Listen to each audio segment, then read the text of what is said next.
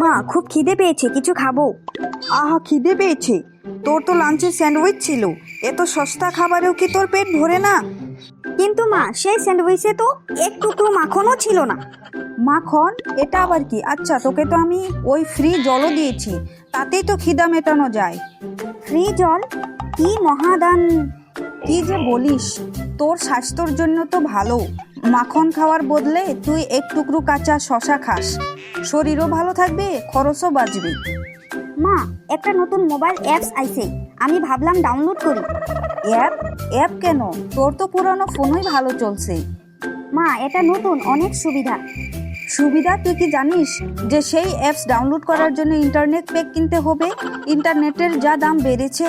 আর তুই কি জানিস না তোর মায়ের হাতে এখন টাকা নেই? মা, তুমি তো সব কিছুকে খরচের হিসাব করে দেখাও। হ্যাঁ, আমি তো হিসাবই মেয়ে। আর তুমি কি জানো এক প্যাক চিপস কিনতে কত টাকা খরচ হয়? অথচ পুরনো ফোন তো আছে। এসব চলবে না আমার বাড়িতে। মা, চিপস কিনে দাও না। চিপস কেন? কোনো বাজে খরচ হবে না, চুপচাপ থাক। মা, সবাই তো খায়, আমি কেন খাওয়া উচিত না? 100 গ্রাম চাউল আর একটা আলু, একটা পেঁয়াজ দাও তো কাকু। আরে একটা একটা কেমনে দেবো? 1 কিলো নিতে হবে, না হলে আধা কিলো, এরকম কিছু বলো। ওরকম কিছু বলার জন্য তো হাতে টাকা থাকতে হবে। মা, তুমি মিথ্যা কেন বলছো? তোমার কাছে অনেক টাকা, আমি রাত্রে দেখেছি। আপনি এই দোকানে একটি দুটি করে কোনো জিনিস কিনতে পারবেন না। আপনি এক কাজ করেন, মার্কেটে চলে যান, দেখবেন নিচে অনেকগুলো এমনি পড়ে আছে, সেগুলো টুকাইয়ে রাখেন। ছি ছি মা, লোকটা কি বললো দেখেছো? কিসের জন্য বললো? তুমি অনেক কঞ্জুস, তাই বললো। উনি তো ভালো কথাই বলছে, আমার টাকাগুলি সেভিং হয়ে যাবে। মা, এটা আবার কি? এটা তো মায়ের হোম রেমেডি, তোর খিদা মেটানো একটা গ্লাস লেবুর পানি। ওয়াও, কি দারুণ মেনু! তোর মনোবল বাড়ানোর জন্য এর চেয়ে ভালো কিছু নেই। টাকার চেয়ে বেশি দামি স্বাস্থ্য। আমি তো স্বাস্থ্য চেয়েছিলাম, তোমার গরিবী হোম রেমেডি নয়। এটা একবার খেয়ে দেখ, তোর স্বাস্থ্য কত ভালো হয়ে যাবে। মা, ওটা আবার কি?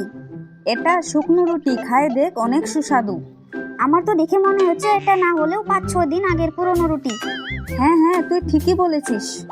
মা, তুমি জানো না আজকাল ফুড ইনফ্লুয়েন্সাররা কত কিছু শেয়ার করে? কি বললি? Food influencer? এটা আবার কি? খাবারের ইনফ্লুয়েন্সার আছে? হ্যাঁ মা, তাদের মাধ্যমে তো একে একে খরচ বাড়াতে পারি। না না, আমরা ইনফ্লুয়েন্সারের পেছনে ছুটবো না। আমরা গরিব মানুষ, তো কম খরচে থাকবো। মা, তোমার কাছে সব খরচেই কম। মা, একটা না একটা কিছু শিখিয়ে দেই। বন্ধুরা, ভিডিওটি ভালো লেগে থাকলে চ্যানেলটিকে লাইক, কমেন্ট, শেয়ার এবং সাবস্ক্রাইব করে দেবেন এরকম ভিডিও ডেইলি দেখার জন্য।